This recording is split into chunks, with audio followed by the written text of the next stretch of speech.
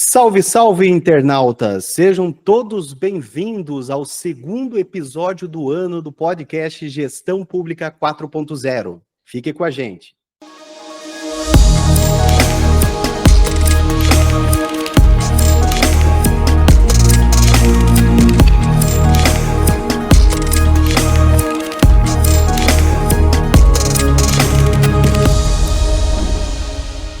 Olá, pessoal, sejam todos bem-vindos. Eu sou Elton Kramer e hoje a gente vai anunciar o segundo episódio do ano do podcast Gestão Pública 4.0. Hoje vamos conversar com o nosso amigo Vinícius Del Pupo. Ele é auditor do controle externo do TCE do Espírito Santo. Seja muito bem-vindo, Vinícius. Olá, Elton, muito obrigado pelo convite. Olá, amigos que estão nos assistindo. É um prazer estar aqui com vocês aí, compartilhando um pouquinho desse universo, né, que é o direito municipal. Nós que agradecemos, Vinícius. E hoje o papo é de alto nível. Vamos falar sobre reforma tributária. Quem ganha e quem perde com a reforma tributária? Eis a questão. E para a primeira pergunta, Vinícius, quais são os desafios que os municípios irão enfrentar com a reforma tributária? Os desafios são os de sempre, né? Equilibrar as despesas com as receitas.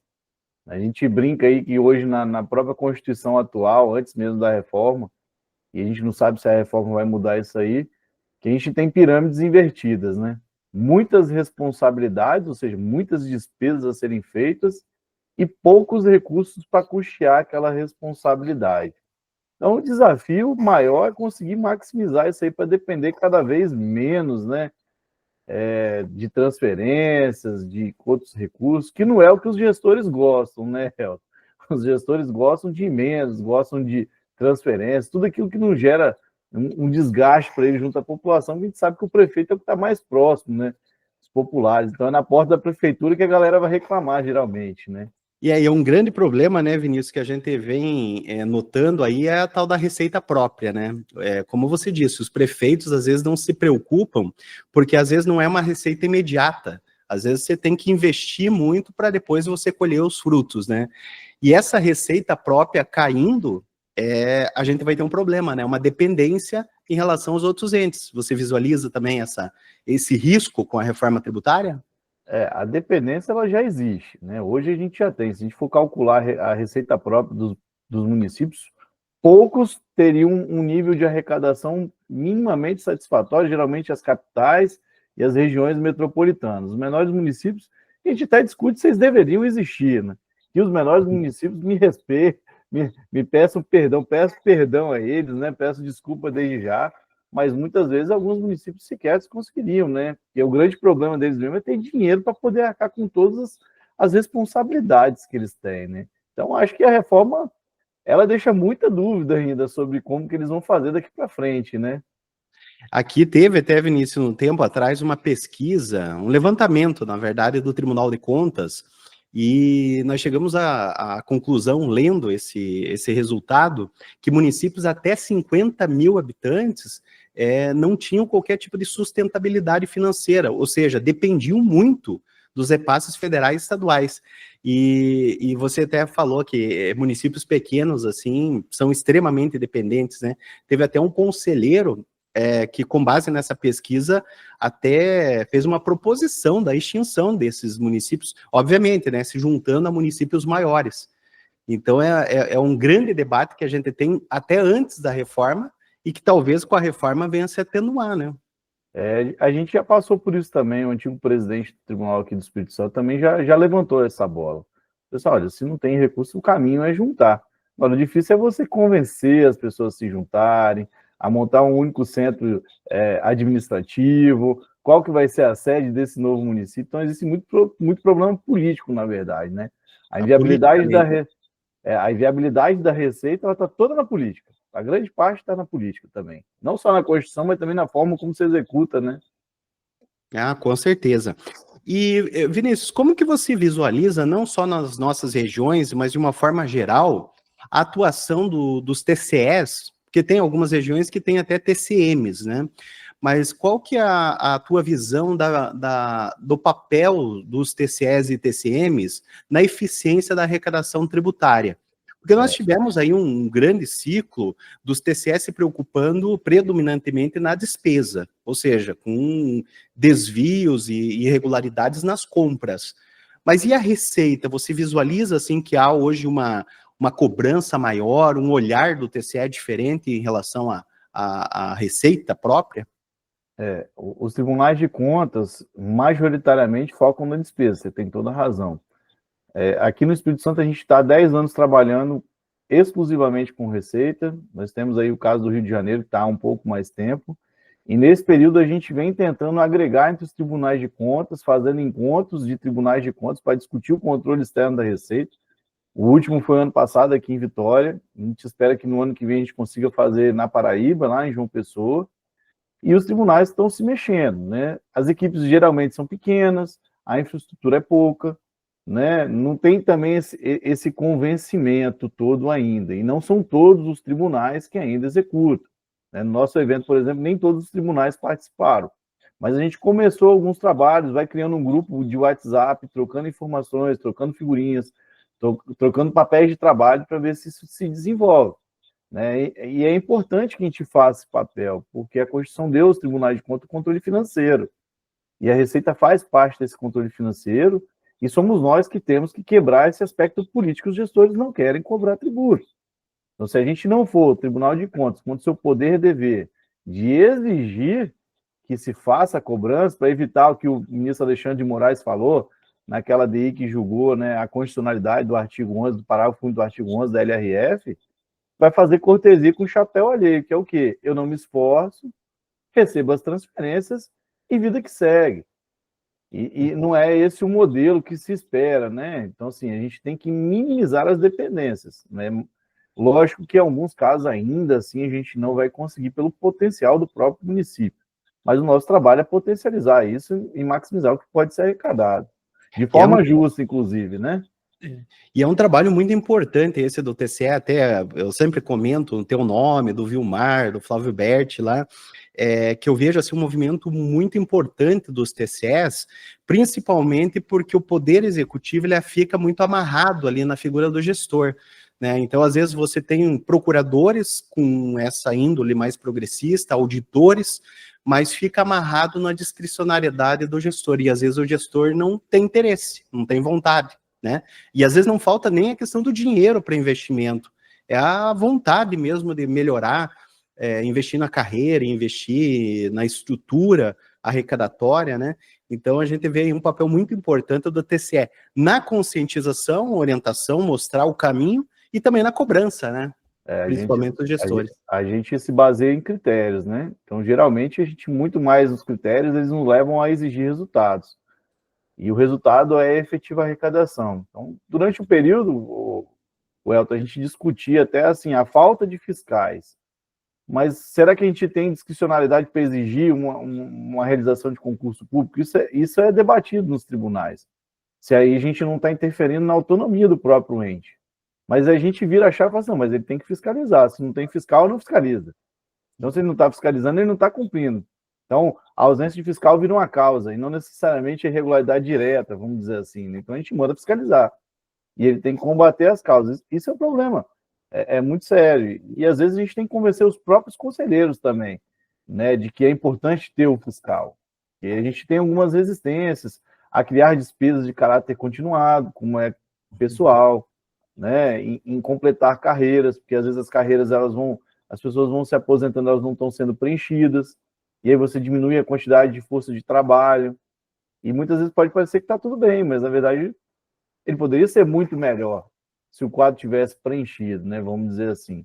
Então a gente passa por essas dificuldades até mesmo com o corpo técnico do tribunal, que é político, né? Porque os conselheiros vêm de natureza política, eles têm os entendimentos deles, e aí a técnica política muitas vezes tem que conversar para a gente chegar nas soluções que são importantes, né? Agora a gente conseguiu trazer também o professor Ricardo Alexandre para participar desses eventos, ele que é, né, todo mundo já leu os livros dele, ele já participou, ele também tem acompanhado a gente nos eventos, o próprio conselheiro substituto de Clare, lá do TCM do Rio de Janeiro, que também é um professor de direito tributário, Então a gente vai agregando os nomes aos poucos, tem um grupo também na Tricom, coordenado pelo presidente do Tribunal de Contas, que fala da reforma tributária, que a gente vai tentando agregar esse papel e essas exigências, né? A própria Tricom também tem uma resolução que dá indicações aos tribunais de como atuar, tem uma resolução de 2016, que faz parte lá do que a gente chama de MMD, das avaliações, né? Que você pontua, você precisa cumprir algumas exigências.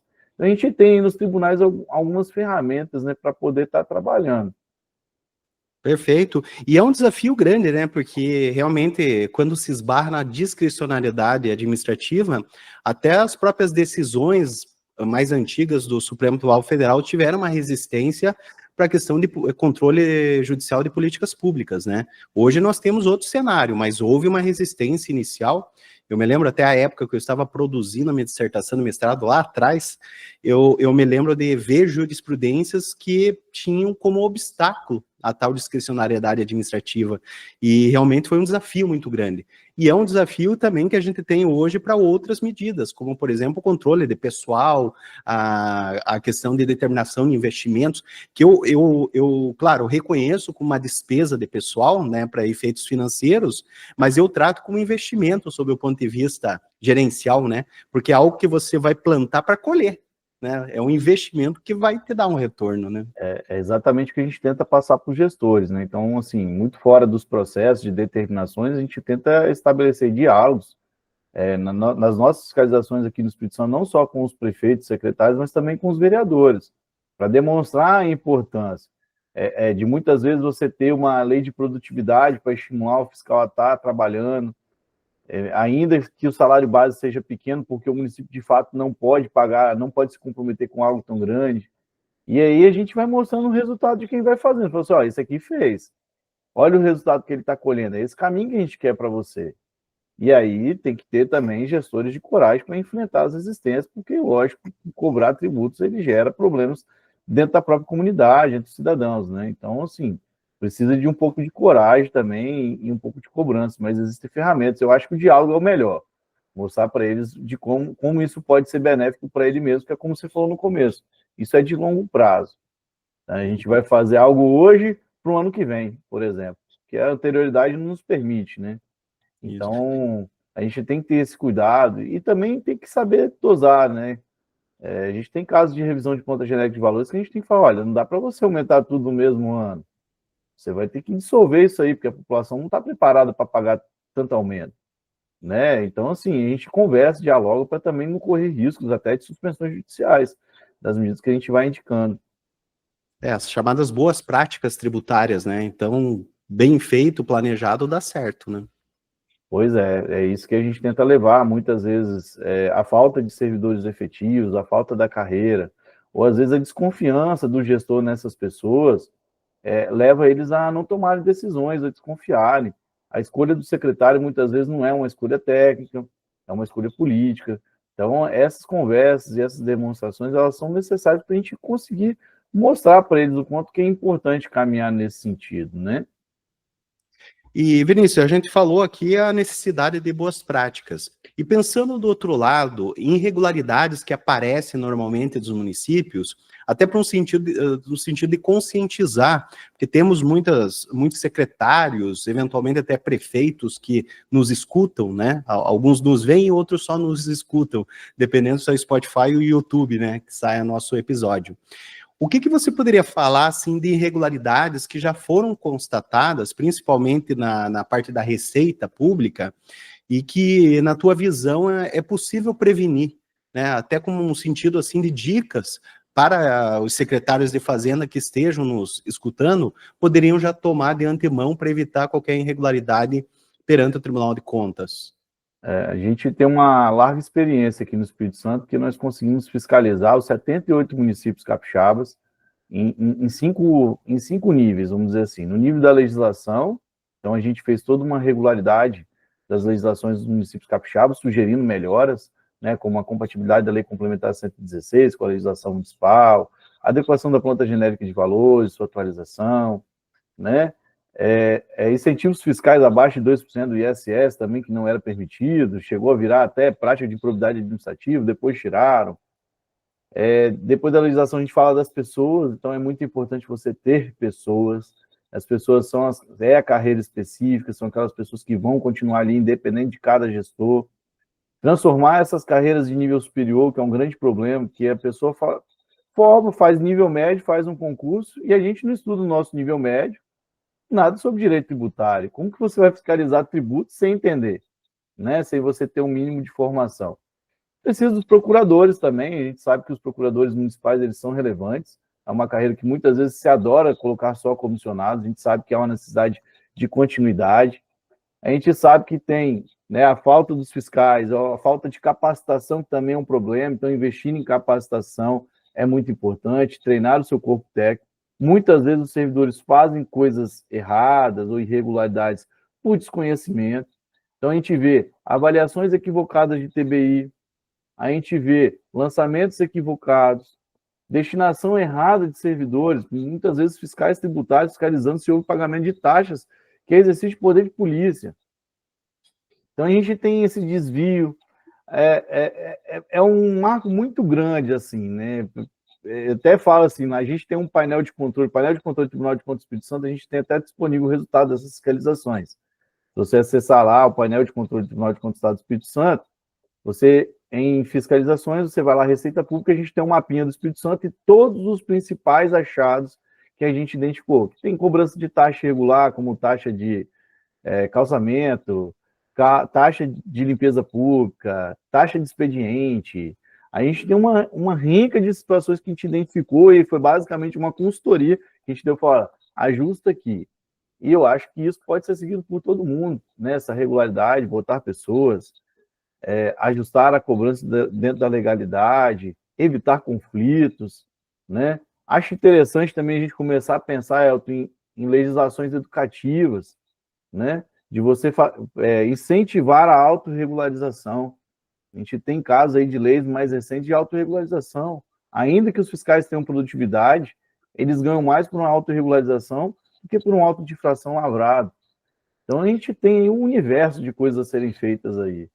É até engraçado, Vinícius, tempos atrás, anos atrás, eu digo até, eu era receoso com esse Instituto da Autorregularização. Hoje, claro, uma tendência aí em todas as legislações, inclusive aqui no estado do Paraná, nós temos uma previsão, nós temos o Estatuto de Defesa dos Contribuintes do Estado do Paraná, que é uma lei complementar, e ela tem lá a autorregularização. Quando saiu, lá atrás eu era advogado privado ainda, e eu falei, mas isso aqui é um absurdo, você dá segunda chance para o mau contribuinte, enquanto o bom estava regular, e daí você não vai cobrar multa do mau contribuinte, enfim, eu tinha essa visão. Aí depois, conversando até com os auditores, né, porque a parte mais interessada, talvez, os auditores, até eles me convenceram do contrário, né, e eles me falaram o seguinte, se você tem um contribuinte, às vezes esqueceu de declarar, ou emitiu a guia, esqueceu de pagar, alguma coisa assim, e ele vai regularizar, ele vai fazer nesse momento. Porque o mau contribuinte ele não vai fazer nesse momento nem em outro. O bom contribuinte ele pode ter passado por algum lapso ali e ele vai regularizar, não vai querer brigar. Então, esse instituto ele acaba trazendo aquela pessoa que está na irregularidade momentânea para a regularidade. E isso acabou me convencendo. E hoje é uma tendência, né? Todas as legislações têm previsto, né? Eu até brinco nas minhas aulas aqui no Espírito Santo, assim, vamos lembrar da pandemia, muitas pessoas não tinham dinheiro para pagar mesmo. Ou até mesmo falam assim, vamos pensar na prefeitura. Quantas notas fiscais a prefeitura paga em 30 dias? Se o seu prestador não tiver fluxo de caixa, ele não vai pagar a nota. Mas ele pagou a nota que ele não quis? Não, ele declarou a nota fiscal, ele não omitiu nada. Então, de certa forma, é até injusto, né? Vamos dizer assim, né? E a gente sabe o passivo também que cria, né, Elton? É muito alto de fração que entra com recurso, vai para juntas, isso tumultua, o dinheiro também não entra, você cria uma demanda administrativa muito grande, não tem capacidade de se julgar a contento, você desvia auditores para trabalhar só naquela parte, então, assim, isso gera uma grande demanda. Eu sou entusiasta desse tipo de modelo. Lógico que a gente tem que diferenciar o tipo de contribuinte, né? O contribuinte que não pagou porque não conseguiu, o contribuinte sonegador, que omite, que faz uma evasão fiscal. Aí a gente está falando de outros papos, até mesmo aquela discussão dos valores das multas, né? Da distinção dos valores de multas entre esses contribuintes.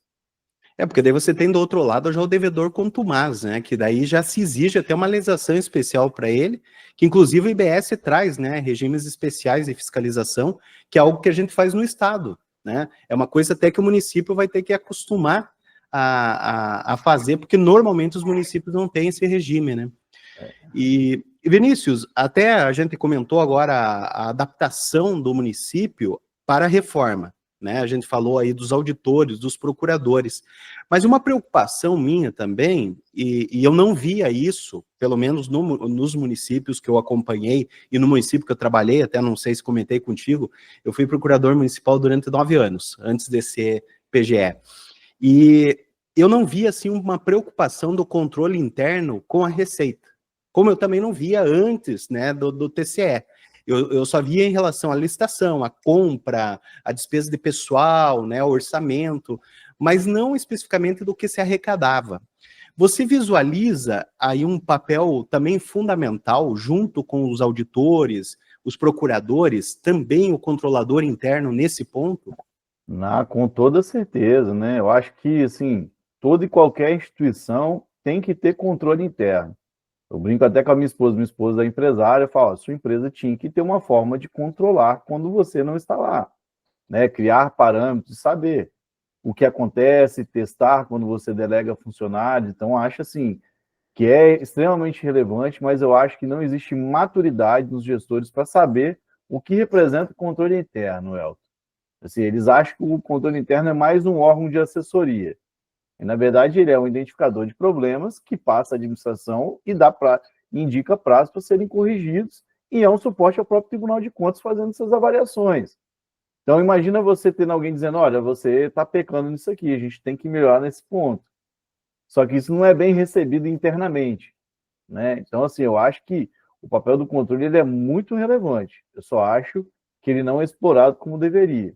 Então, a gente tem controles que não têm servidores efetivos, que os auditores não têm autonomia e independência para fazer as avaliações, né? Então, assim, esse desagrado de um comissionado, muitas vezes ele não vai fazer. Então, essas são as dificuldades, mas é extremamente relevante ter papel de controle e verificações.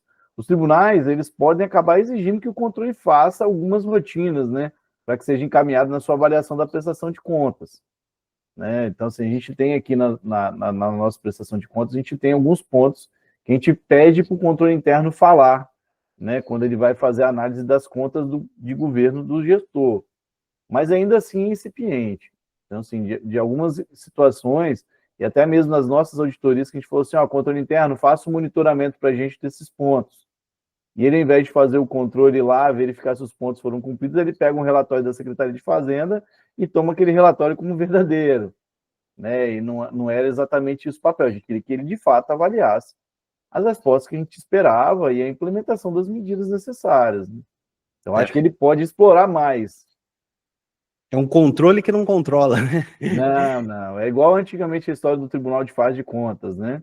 Então, quando os tribunais não exigiam muita coisa, aceitava-se tudo, e reza essa lenda aqui num passado não tão distante do Espírito Santo, que o tribunal também fazia de contas. Então, quando você não tem um controle, o gestor simplesmente não tem interesse em fazer. E a coisa desanda. E eu acho que uma coisa que os gestores, e eu já ouvi de gestores entendendo que essa palavra, que é o compliance administrativo, acha que é coisa de empresa privada. Mas não é. O compliance é você ver realmente e monitorar o que está dando certo e o que está dando errado, né? E eu vejo também o controle interno nessa função aí, fazer um monitoramento realmente se a receita está correta, se nós estamos lançando a contribuição de melhoria corretamente, ou estamos cobrando o IPTU e lançando também corretamente, e infelizmente, nos municípios, pelo menos que eu visualizei, não tinha esse controle. Às vezes até a pessoa que está no controle interno não tinha aquela qualificação, aptidão para fazer esse tipo de trabalho, que é de suma importância, né, Vinícius? São poucos, na verdade, que têm especialidade no ramo tributário, né? Assim, que tem esse entendimento de como que se faz. E essa foi uma discussão que gerou até nos próprios tribunais de contas, porque isso só começou a andar as fiscalizações dos tribunais, Elton, a partir do momento que nós especializamos. Eu e a equipe que eu faço parte, nós estamos há 10 anos só trabalhando com controle de receita e de renúncia, ao ponto que até 6 meses atrás, eu não sabia o número da nova lei de licitações, porque no meu trabalho, no dia a dia, ele não era relevante. Então, assim, nós somos especialistas de fato, né? Hoje a gente só fala de receita e de renúncia, o que nos permite achar situações que outrora, passando pelo próprio tribunal, outras pessoas não enxergaram. Como, por Bacana. exemplo, ó, a existência de um dano tributário, né? Tem um exemplo desse, um dano tributário. Houve uma representação questionando o prefeito que não havia feito um lançamento correto, uma diferença de alíquota inferior. Quando a gente foi analisar, o dano não tinha existido ainda, porque não tinha decaído o direito de constituir o crédito. E o que foi mais engraçado, que o representante dessa ação, anteriormente, era o prefeito naquele momento, quando ele assumiu, o prazo ainda de decadência vigorava. Eu falei assim, olha, você também deu causa, porque você assumiu como prefeito, você denunciou e você não lançou. Nesse período de um mês Solidária, e pouco, né? E aí ele acabar entrando, a sorte dele que emplacou a nova tese de prescrição, né, dos danos, isso era uma coisa muito antiga, e aí acabou imputando irresponsabilidade. Mas quando você não entende de decadência, o prazo para você constituir o crédito, depois a gente fala da prescrição quando o crédito já está constituído, às vezes você perde. Você achava que simplesmente você não cobrou naquele momento que perdeu, mas não, mas a gente tinha 5 anos para fazer. Né? Então, isso vem com os estudos, com o dia a dia, com a convivência da temática. E você comentou aí também a questão de renúncia de receitas, um debate que a gente faz muito, e tem prefeito ainda que tem medo, né? Às vezes o bom prefeito que quer inovar tal, mas ele tem medo da tal da renúncia de receitas. E a gente tem debatido muito, até no TCE aqui do Paraná, a gente já fez alguns eventos, e eu também levantei muito essa bola, da questão da transação tributária, que é uma coisa que está sendo debatido na União, já tem implementado, o Estado do Paraná agora vai começar em maio a rodada de transação, vai ser a nossa forma inaugural, já tem a lei, já tem o regulamento, agora é só começar efetivamente. E alguns municípios também já inauguraram e viram que dá resultado. Qual que é a tua visão, Vinícius, a respeito da lei de transação, principalmente para os municípios? Eu penso aqueles casos de IPTU, que tem mais de 50 processos de um contribuinte que não consegue cobrar. Como que é a tua visão da transação para esses tipos de demanda? Então, né, eu sou um pouco chato no conceito. Para mim, transação é quando a gente segue lá o ritozinho do 171 do CTN, que é quando você tem um conflito ali entre as partes. Então, a gente tem uma lide. Se não tiver lide, não é transação, é renúncia de receita. É possível fazer? É. Vamos pegar o exemplo da lei de Blumenau, que é a mais famosa, talvez, uma das pioneiras aí no país em relação a isso.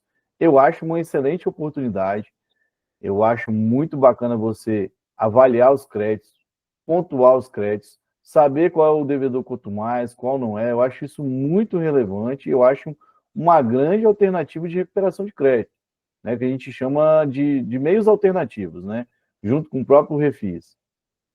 Dentro disso daí, entendendo que isso seja uma renúncia, uma remissão com uma anistia em conjunto, né, porque a gente às vezes mexe no principal e também mexe nas multas e nos juros, eu acho que é só fazer o planejamento adequado da renúncia, ir lá na sua lei de diretrizes orçamentárias, fazer o preenchimento do quadro de estimativa e compensação da renúncia de receita, demonstrar na elaboração da LOA a forma como você vai considerar aquilo no orçamento, seja numa compensação, ou seja, não fazendo a previsão daquela receita, que muitas vezes pode estar até reservado, lá já nem é considerado no orçamento mais, já lá está como provisão de perdas, então você já nem faz essa previsão, isso nem afeta o seu orçamento, né? Fazer essa demonstração e tocar o projeto. Tocar o projeto, eu acho muito relevante, acho que faltam iniciativas, até o próprio Refis, a gente tem prefeitos que nos procuram no tribunal, muitas vezes, e a gente fala, ó, é possível você fazer, mas é uma ação planejada. Você não vai acordar hoje e você vai botar um Refis amanhã na rua. A gente vai fazer hoje para o ano que vem você executar o seu planejamento adequado dentro da sua peça, sem risco para você, né? Então, essas leis que vêm chegando que não tem o litígio, eu acho que elas não atendem à questão de transação propriamente dita. Se deu o nome de transação, mas na minha concepção, com base no CTN, não é. São leis de renúncia, que com a adequação necessária aí dos planejamentos, tá? Do artigo 14 e do 113 do ADCT, que é a questão da estimativa do impacto orçamentário, eu acho plenamente possível de vigorar, não vejo problema nenhum, Elton. Acho até saudável essas discussões, vi muito essa discussão na pandemia, com as empresas que deixaram, que se tornaram inadimplentes, que não eram, e se falava assim, olha, mas esse cara nunca me deveu e agora na pandemia ele está me devendo. Será que a gente não pode ajudar esse cara a continuar sobrevivendo e voltar a contribuir e pagar impostos que eu dependo? E eu acho essa discussão muito salutar mesmo. E eu acho que a gente tem que discutir nesse sentido. Eu acho que a reforma tributária nessa questão do princípio da cooperação, ela foi muito importante nesse ponto, de reconhecer que o contribuinte não é inimigo do fisco. Fisco e contribuinte são parceiros onde um, né, precisa pagar impostos e o outro precisa facilitar a vida, dar condições para que o outro sobreviva também. Né? Então, eu acho, eu vejo sempre com bons olhos. Assim, a gente já teve algumas demandas aqui no Espírito Santo, eu acho muito legal essa oportunidade e planejado direitinho, não vai ser o Tribunal de Contas que vai criar problema com ninguém em relação a isso. Bacana.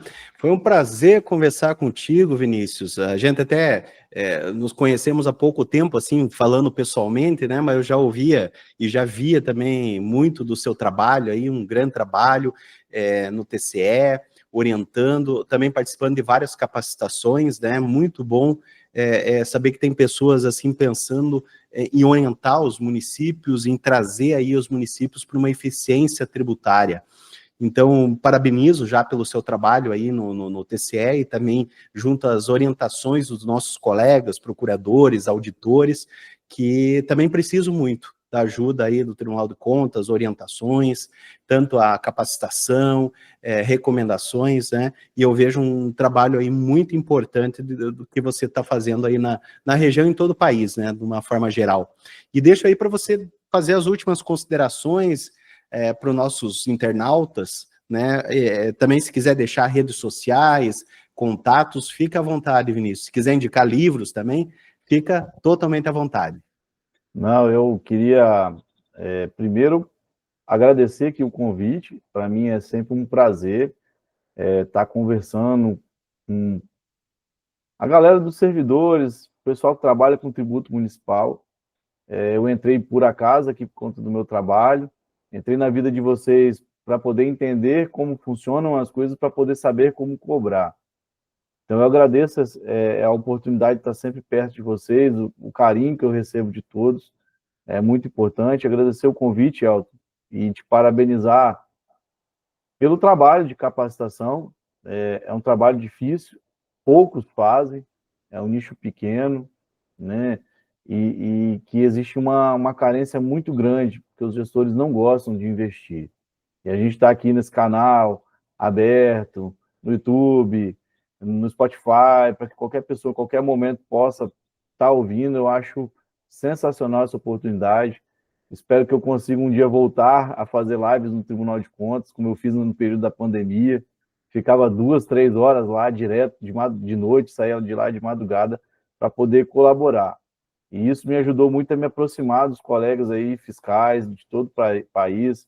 Foi aí que eu saí do Espírito Santo e ganhei outros amigos em outros lugares. E é um privilégio participar disso aí, porque a gente faz novos amigos e vai indicando pessoas para fazer outros eventos, como eu ajudei o Vilmar com indicações aí do evento do TPCE do Paraná que vai acontecer. A gente acaba conhecendo um monte de gente, muitas pessoas nos ajudam, a gente vai trocando ideia, a gente vai se fortalecendo, né? Então, assim, eu fico à disposição dos colegas, fico à disposição de todos para ajudar. No meu Instagram é @ViniciusBDP, né? Quem quiser seguir, quem quiser trocar uma ideia lá, eu costumo conversar com o pessoal, quem já me segue das lives lá de antigamente sabe, eu costumo dar um retorno, costumo trocar ideia, a gente costuma conversar sobre problemas lá, casuais do dia a dia. Então, fica à vontade, fica à disposição de todos vocês, de você também, Elton. Em breve, espero que a gente consiga gravar o curso que eu te prometi, para a gente Estou esperando. poder seguir aí com essa capacitação e ajuda com a galera. No mais, vamos tentar trabalhar para melhorar cada dia mais a gestão tributária dos municípios, a gente aqui para o tribunal, você muitas vezes com o seu trabalho, na própria PGE, eu acho que vai ter um papel muito importante pós-reforma tributária, e esse conhecimento dos problemas dos municípios vai ser relevante para a gente levar demandas e ajudar e contribuir com todo mundo, que o mais triste é você ver colegas querendo trabalhar querendo fazer a forma correta e muitas vezes não tem a estrutura e a condição necessária. Então, a gente pode ser instrumento de ajudar esses colegas aí e é muito satisfatório ver os resultados do nosso trabalho. Obrigado, Vinícius, e obrigado a todos vocês que nos acompanharam até agora. Não deixem de curtir esse vídeo, compartilhe com os amigos, colegas do trabalho e se inscrevam no canal, que em breve teremos mais episódios para você. Um grande abraço a todos e até a próxima.